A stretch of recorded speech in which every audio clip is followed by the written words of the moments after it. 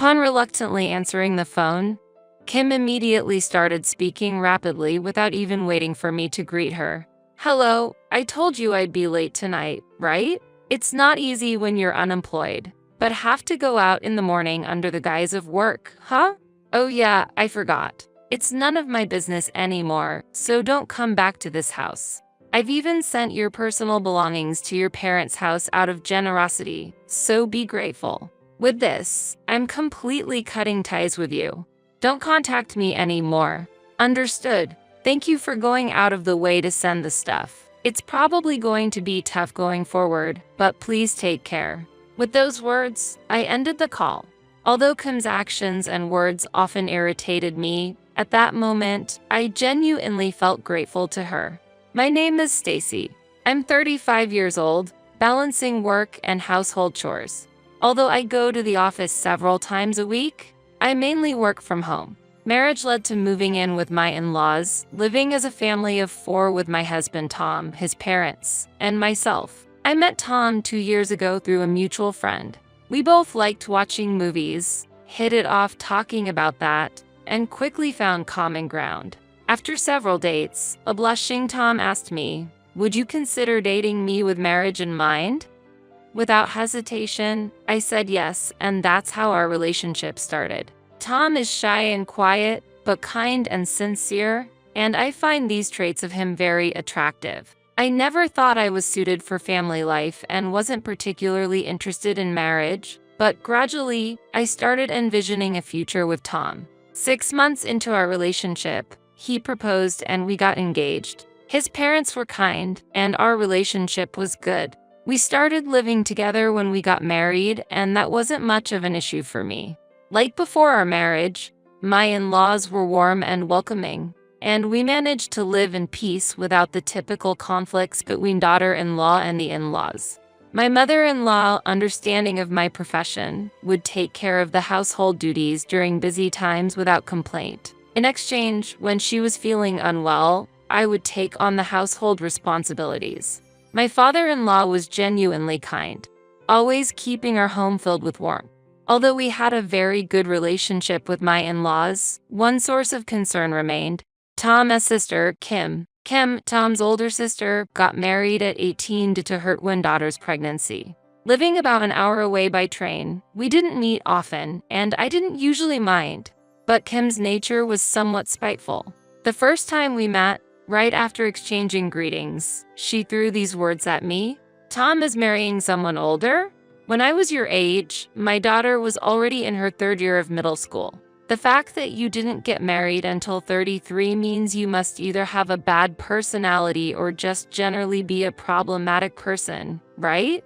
You're not after our family's assets, are you? I won't allow that." Shocked by her rude remarks, my parents and I were taken aback, but thankfully, my in-laws scolded Kim and we avoided further issues. After that, Kim would occasionally make calls to leave unpleasant remarks, but I decided to let them slide. One day, while working in my room, the doorbell rang unexpectedly. At that time, Tom and my in-laws were out, leaving me alone at home. "Who is it?" Opening the door, I was confronted by Kim, noticeably pregnant. "Kim, what are you doing here?" I was surprised, making my voice pitch higher. The last conversation I had with Kim was a week ago over the phone, and she hadn't mentioned her pregnancy then. She came into the house, pushing me to the side while complaining about having to wait. After preparing a drink and offering it to Kim as she relaxed in the living room, she started talking.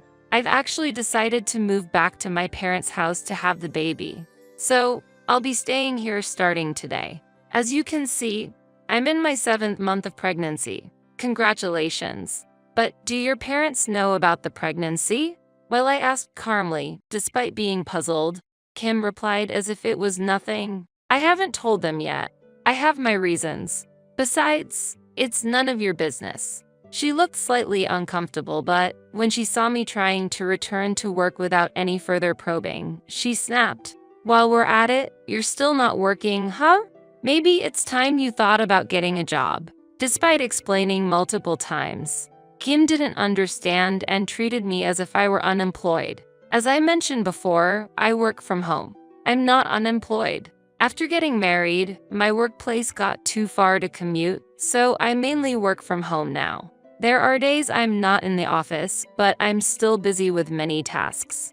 As I said that, Kim smirked disdainfully and said, "Yes, yes," as if lying would do any good. "I can see right through you. You're just playing around on the computer, aren't you? The other day, you were wearing headphones and talking. Were you playing an online game? You might deceive others, but you can't fool me." Like I said, I was having a remote meeting call. I replied, frustrated with Kim's attitude, but she seemed unconvinced. "Aha, a meeting," she said, staring into my eyes. "I'll ask you bluntly.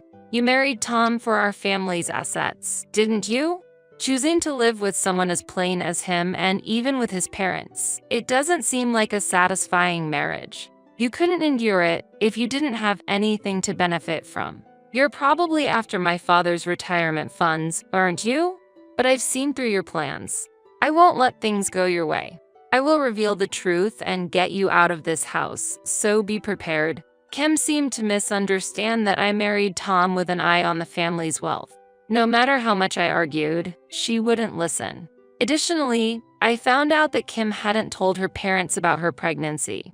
That night, when Kim suddenly returned, the in-laws were surprised and confused. However, they couldn't abandon their pregnant daughter and reluctantly welcomed her. I wasn't keen on it, but I agreed to live together out of respect for my deeply apologetic in-laws. Kim claimed to be skilled at household work as a longtime housewife, but she hardly lifted a finger, perhaps because she was depending on her parents. The bathroom, toilet, and wash basin would be a mess after her use, as if a typhoon had passed through, leaving me baffled at how she could create such chaos.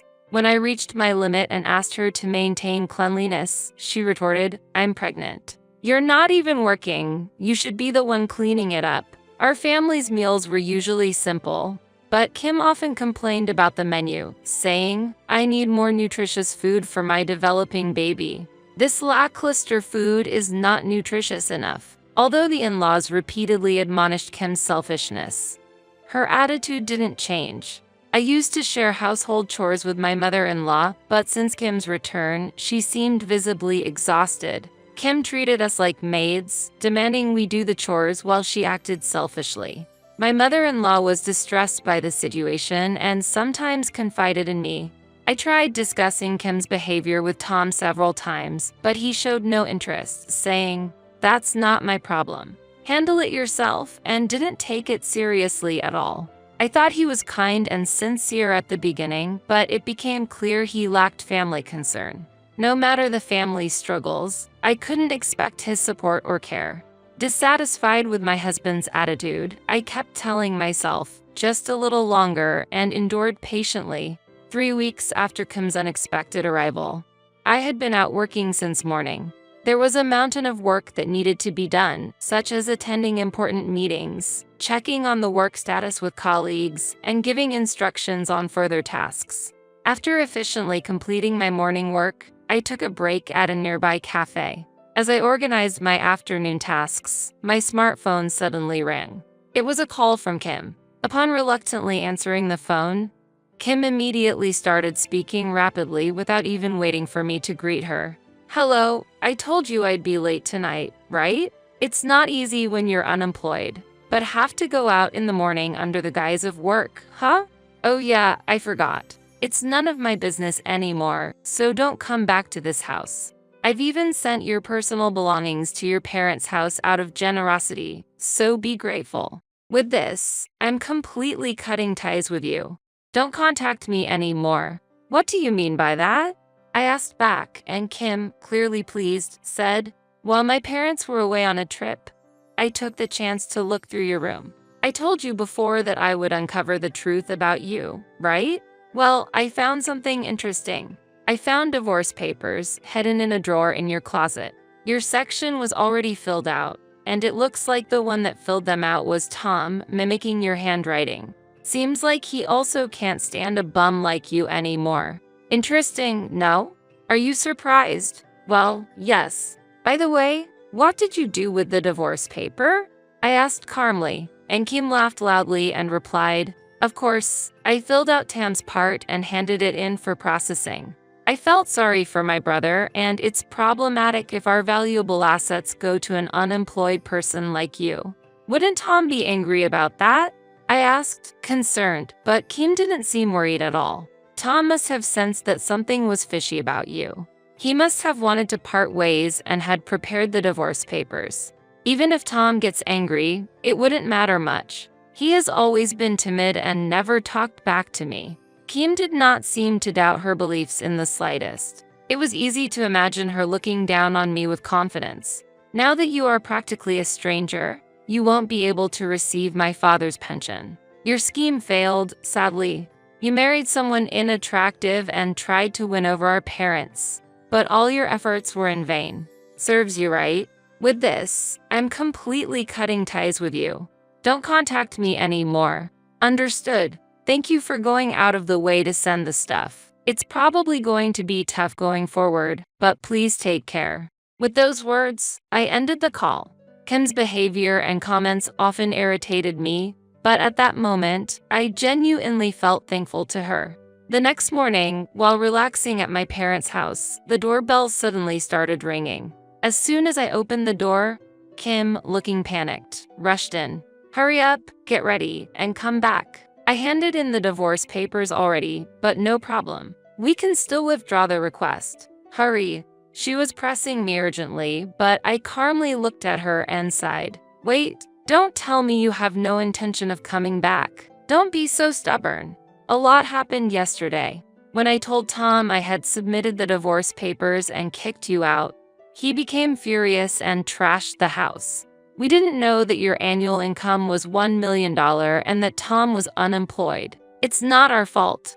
You never told us. In college, I co-founded a company with a friend of mine and became a board member. Combined with executive compensation, stock dividends, and other investment returns, my annual income amounted to approximately $1 million. Initially, Tom had a job, but as soon as he found out about my income, he quit and started going to casinos on a daily basis. Despite his parents' advice, Tom wouldn't listen. If opposed, he'd become so enraged that he'd trash the house, eventually leaving them unable to say anything. I was eager to get a divorce, but considering the in-laws who had taken care of me for years, I couldn't bring myself to leave. I was planning to escape after they had moved to a safer place. It seems like Kim learned about the truth after receiving a call from the in-laws last night. Despite not asking, she continued to give me all the details. My mom called me yesterday to tell me that they used Dad's pension to move to a nursing home, and that their trip was a lie. I can't believe they hid such crucial information from their own daughter. She said, "We left you the house, so from now on, live without relying on others." What am I supposed to do now? I'm pregnant. You are my sister-in-law, so do something about it. Kim lamented with tears in her eyes like some kind of a tragic heroine, but I showed no reaction and replied calmly. Sister-in-law? Who are you to say that?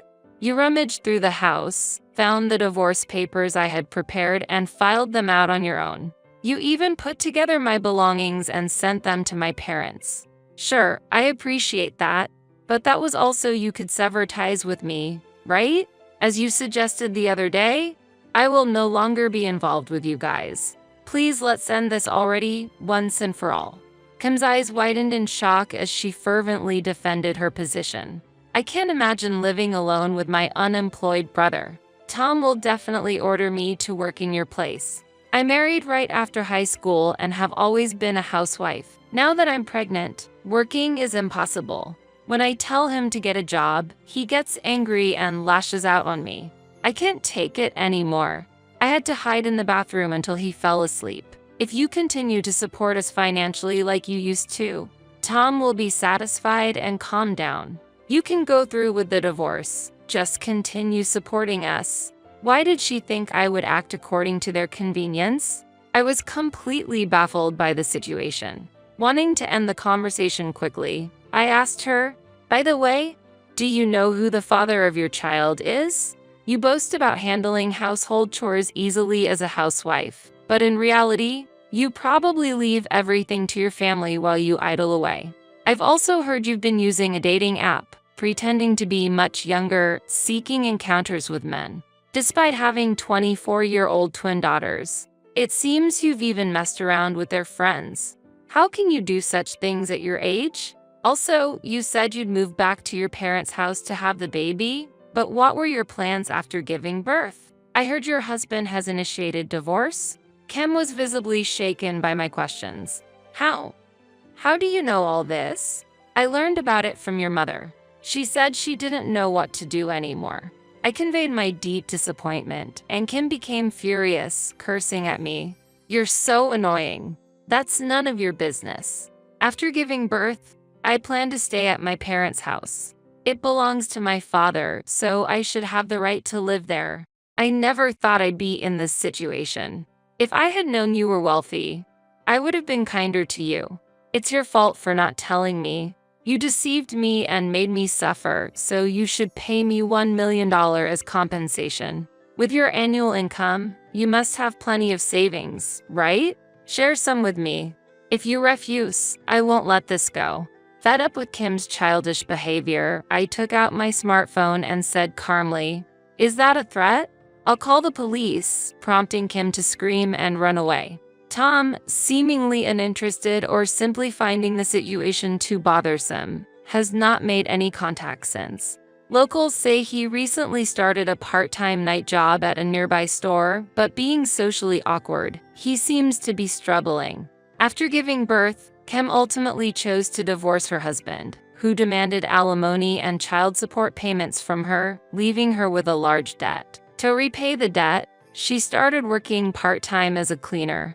Having never had a formal job before, Kim left a tearful voice message. "Work is extremely difficult. I would love to get some support from you. The house is dirty, and pests are starting to appear.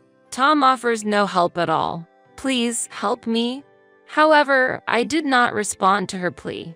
Kim's twin daughters have distanced themselves from her, and her husband took in her newborn on the grounds of the child is innocent. The family is supporting each other to raise the baby together. I've bought an apartment near my company and am focusing on my work. I still keep in touch with my former in-laws and exchange updates over the phone regularly. Having moved to a nursing home, they've made new friends and are enjoying their days, which fills me with genuine happiness when I hear them talk about their lives.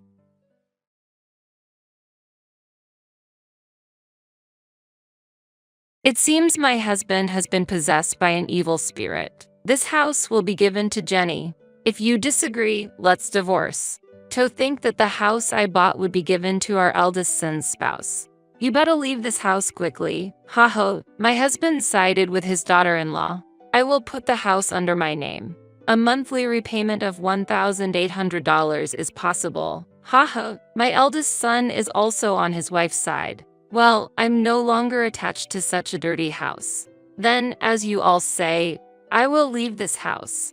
You three will suffer from now on. Be on the lookout for what's about to happen. My name is Dorothy, and I am 60 years old. I hold a senior position in a leading company and have a higher status than usual. I live with my husband, Frank, who is 2 years younger than me. Last year, we renovated our house in preparation for the future. Our house was built by my father and has aged and deteriorated over the years. Therefore, we wanted to improve the living conditions to spend the coming years comfortably. However, considering our age, the monthly repayment amount is somewhat high at $1,800. But since I am an executive at a large company, the chances of passing the loan screening are pretty high. Frank works in management at a medium-sized restaurant but earns less than me, so the loan is more likely to be approved in my name. My salary alone makes it difficult to continue with the house loan. This house, originally belonging to your father, is currently registered in your name. I'm sorry, but could you take on the full amount of the loan? In return, I will contribute more to the household than before. After such a discussion, we decided to renovate. The renovated house has become more comfortable to live in, almost like a different place. It's very pleasing to know that by renovating the house I've lived in since childhood, I can continue to live here for a long time. I never imagined that the day I would leave this house would come. It was sudden. My cell phone vibrated. I'm getting married. My son Steve told me over the phone. Steve is 31 years old and works as a middle manager in a leading company. My eldest son, who has always been an excellent student, devoted to his studies and club activities, has continued to be enthusiastic about his work as an adult. That might be why I have never heard about his romantic relationships. I was very curious about the woman he was considering marrying. I wonder what kind of person she is. If Steve chose her, she must be charming. However, I'm worried that Steve, who has little experience in love, might be taken advantage of by someone with ulterior motives. I was filled with excitement and worry about meeting the woman my son brought home for the first time. Then, the day of the first meeting arrived. A woman with brown hair and a white chiffon dress, exuding purity, came to visit. I'm Jenny, please take good care of me. She was polite and charming, making for a likable first impression. I'm honored to meet you, father and mother. She smiled, showing her sparkling white teeth. If it's her, I can entrust my son with ease. I felt this way, and it seemed Frank shared a similar opinion, showing a smile. She's a wonderful girl. When Frank murmured that, she said, I'm so happy to hear that from you, Dad. I look forward to getting along with you. Gripping Frank's hand tightly and looking back at him. What's happening? Her intimacy surprised me, and I was a bit bewildered. Steve seemed surprised as well. However, a complex expression appeared on Frank's face. It wasn't jealousy, but it wasn't a comfortable feeling either. What are you doing? I asked, wishing for her to avoid such actions for my son's sake. She panicked. Oh, I'm sorry. I shouldn't have done this upon our first meeting. And quickly apologized, withdrawing her hand from Frank's. I'm often told that I don't understand personal space. It's not intentional, but I'm truly sorry. It seemed like it really wasn't intentional. Still, I was somewhat surprised by her actions, considering I initially had a good impression of her. However, Steve truly loved her. Yeah, Jenny might have a strange sense of personal space. Haha, but that's part of her charm. I'm not good at talking with women, but she approached me proactively. That's why we could become so close and consider marriage. I didn't expect Steve, who is usually passive towards the opposite gender, to change so much because of Jenny. Please take care of Steve. Despite various emotions, if she is a good person, everything will surely be okay. I accepted their engagement. Afterwards, things progressed swiftly, and within a few weeks, they had officially submitted their marriage registration. I wished for the best for their future happiness. One day, half a year after they got married, I'm home. When I returned from work, there were unfamiliar women's shoes at the entrance. Stepping into the living room, I found Jenny. Oh, Mother, welcome back. The table was littered with empty cans and bottles of alcohol. It seemed they were enjoying some drinks. What's this? I wondered about the two of them having a party without Steve. I happened to meet Jenny on my way back from work. We talked about wanting to get closer, so we decided to drink together. But since it was before payday and money was tight, I suggested drinking at home. Why have a party at home? It would have been ideal if Steve also joined, and we all could have had fun together. I don't want to intrude on the newlyweds, but it would have been better if we gathered at Steve and Jenny's place. I tilted my head and answered, Indeed, we could have done it at our house, but the beauty of this residence is exceptional, and our place is a bit messy right now. Jenny's speech was unclear. She was slurring her words, clearly quite drunk. Hearing her normally precise speech become lax under the influence of alcohol was unexpected. But what was the reason for enjoying the alcohol just between the two of them? Why didn't you call Steve? I found it unusual for a daughter-in-law to come to her in-law's house to drink, especially during the honeymoon phase. After seeing them together, I started to look for Steve. Steve is currently busy with work and working late into the night. Because of that, I've been feeling very lonely. Jenny said, starting to cry. It's okay, Jenny, you've done nothing wrong. The problem lies with Steve, who leaves you alone despite being newlyweds. Saying this, Frank gently stroked her head. Father, what is this situation? I feel increasingly uncomfortable. Look, Frank, Jenny is Steve's wife. It's wrong to do this, especially to Steve. I scolded Frank for his excessive behavior. And then, suddenly, oh, don't be so harsh on father. Jenny stood up for Frank. What? I reflexively uttered in surprise, confused by her statement. I had a lot I wanted to say, but the day's fatigue made everything feel bothersome. I'm going to take a bath. Please clean up after yourselves, I said with a sigh and headed to the bathroom. Afterwards, I called Steve to explain the situation, and he replied that he would leave work and come to pick her up immediately. Jenny's behavior seemed very odd to me. However, the fact that Steve rushed over to get her showed me how deep his affection is towards her. But I couldn't shake off the feeling that their future domestic life might be somewhat troublesome. Reluctantly, I decided to give advice about their future life when Steve arrived. While lost in thought in the bathroom, quite some time had passed. Returning to the living room with a somewhat dazed mind from the heat, Steve should have already picked up Jenny, but oddly, despite coming by car, they both seemed to be enjoying alcohol. Steve, you came by car, right? Why are you drinking?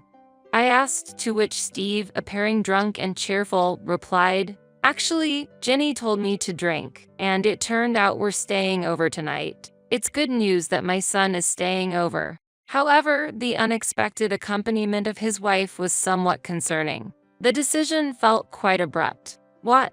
I was inwardly astonished, but Steve had already drunk alcohol. Hey, Mom can drive you. It's okay. I didn't want the daughter-in-law to stay over. Despite feeling tired, I offered to drive them home. However, Steve said, come on, it's okay. You're tired too, right? Why don't you join us for a drink instead? With an innocent smile. At that moment, I found myself speechless without any room for argument. Haha, huh? At that instant, a feeling of discomfort sprouted within me. Suddenly, Jenny looked at me with a smirk, as if her smile harbored some conspiracy. Could it be? It seemed like she was laughing at my puzzled appearance. It's just my imagination, right?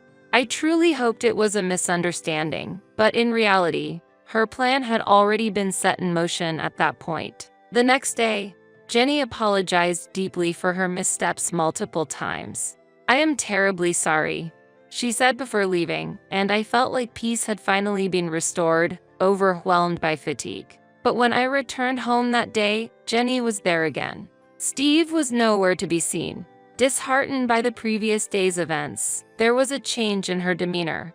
I'm sorry for the inconvenience again, but I really wanted to apologize in person, she said, handing over some sweets. I too lost my composure yesterday. I'm truly sorry. Frank seemed regretful as well. Seeing their remorse, I decided to forgive them this time. I appreciate it. Jenny seemed genuinely relieved, but perhaps because the situation was quite awkward, she stopped visiting our home afterwards. Honestly, I did not want to get deeply involved either, so I was grateful for that outcome. Then one day, Frank, with a serious look, said, I have something to tell you. As I waited in the living room, wondering what was going on, Steve and Jenny visited for the first time in a while.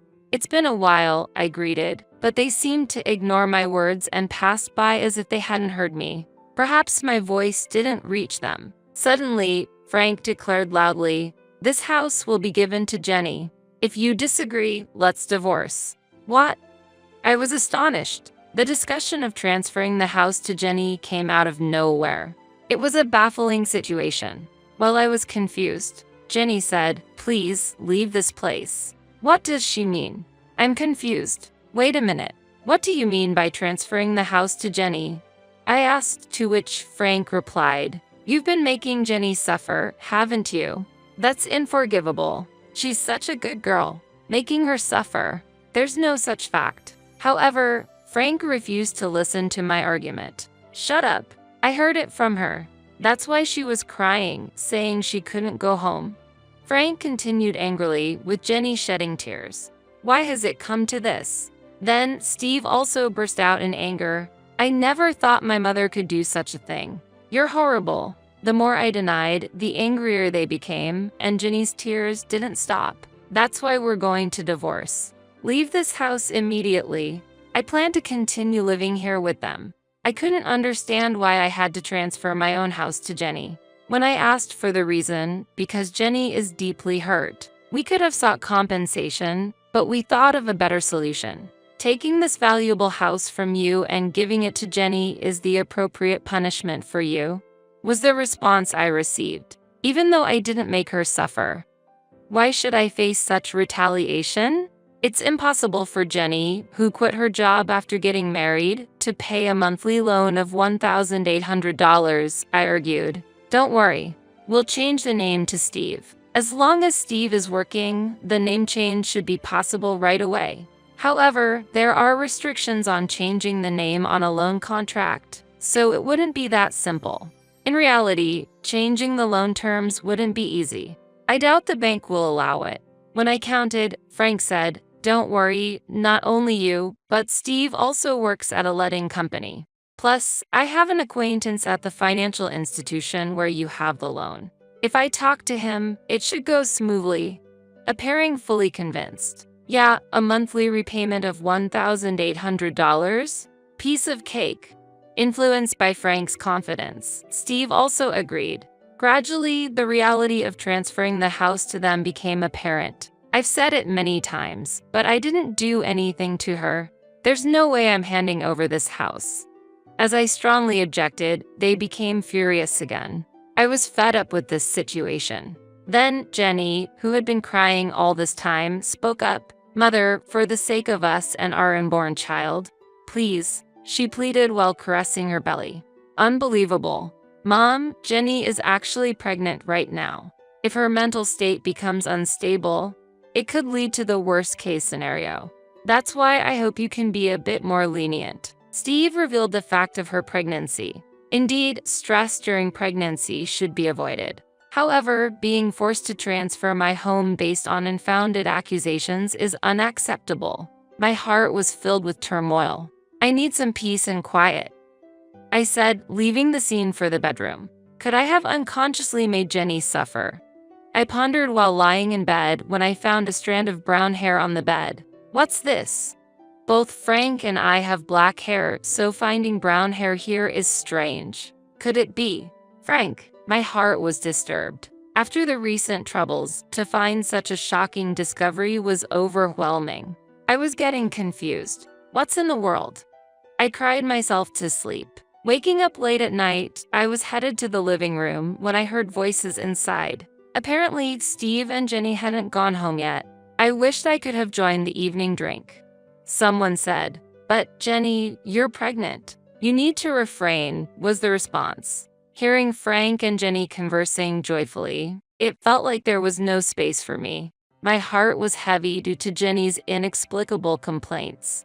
Standing frozen outside the living room, suddenly, an intimate sound reached my ears. Jenny, I love you." Frank's voice. "Stop it, Frank. If Steve and Mother find out," Jenny replied. Shocked, I was disturbed by what Frank and Jenny were doing. What on earth is happening? Don't worry. Steve is completely drunk, and Dorothy has been cooped up in her room all this time. She must be asleep by now. Haha, they were discussing. Haha, maybe she's angry and hiding under the bed? How funny. Haha, they laughed together. The brown hair I found was probably Jenny's. This is very unpleasant. What were they doing on my bed where I slept? I felt sick. They intend to push me out and secretly enjoy themselves with Jenny. My house being used inappropriately like this. Fine. I'll leave this uncomfortable house behind. However, I won't forget this, I thought to myself. The next day, I appeared in front of the three as if nothing had happened. In reality, I couldn't sleep in that bed anymore, too shocked to even close my eyes. "So, you've finally decided to transfer the house?" They smiled all at once when I said, "I've decided to transfer the house." Great. Let's go for the name change procedures. I'll easily pass the loan screening. Steve was excited. He knows nothing. Although it saddened me at the moment, I had no intention of revealing the truth to my son. He wouldn't listen to his mother since he was under his wife's thumb. At least not yet. Afterwards, Busy days of divorce proceedings and name changes followed. The name change process wasn't easy, but it was eventually completed. "This house is no longer yours. Haha," Frank taunted. "Hurry up and leave, old hag." "Haha," Jenny whispered in my ear. I felt nothing but anger. They were the ones who were supposed to leave. I intended to make them, but not before getting back at them. Letting go of the home I had lived in since I was born was painful. Yet, I could no longer feel attached to a place associated with infidelity. I planned to use this abnormal situation to create turmoil between them. "Wait and see when the time comes." A month after I left the house. "I'm ready," is what I said, and headed to my former home. As I pressed the doorbell, Frank responded irritably, "What do you want, stranger?" Despite it being our first encounter in a long time. "I have something to discuss. Won't you let me in?" I answered firmly. "Why should I let you into the house?" Frank stubbornly refused my entry. "I have something very important to discuss, especially to Jenny." "An important matter concerning Jenny?" Frank's response shifted.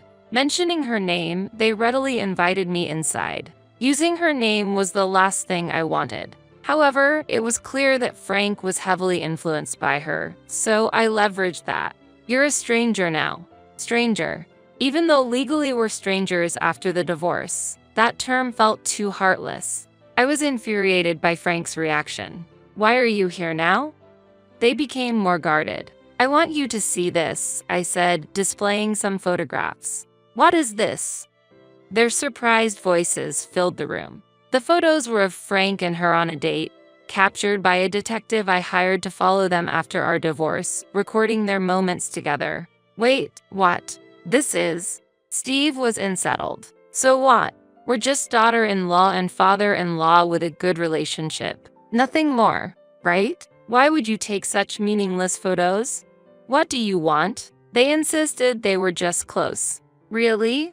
Then what about this?" I pulled out my smartphone and played a certain audio.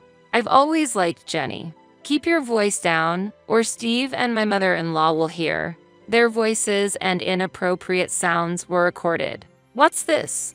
On the day I discovered their relationship, I had secretly recorded their conversation. "You're just misunderstanding." Frank desperately tried to explain. "Misunderstanding? This is clearly a problem." Steve erupted in anger. Jenny just looked down. I pressed further. "Let me ask you, whose child is in your belly, really?" Steve's complexion changed. "Could it be Dad's?" He was lost for words. "That's impossible. He always comes." "Oh," she inadvertently confessed. "You admitted it. You just said it." Their argument intensified and Frank and Steve got into a scuffle. Ouch! Jenny seemed to be in pain, which made them stop fighting. I seized the moment. "Haven't I always said I didn't make Jenny suffer? Did you lie to get rid of me, to convince Steve?" Steve was shocked. "No, I'm the worst. Why didn't I believe my mom?"